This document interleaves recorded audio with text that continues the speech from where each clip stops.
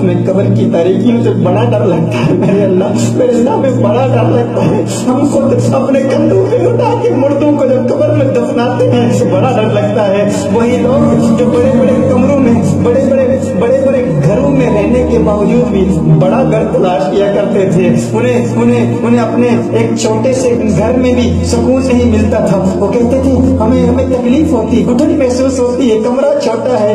ऐसे लोग जिनके बड़े बड़े घर थे, लेकिन वो कहा करते थे कि काश हमारा घर और बड़ा हो जाए। घुटन महसूस होती है, तकलीफ महसूस होती है, सांस रुकती है।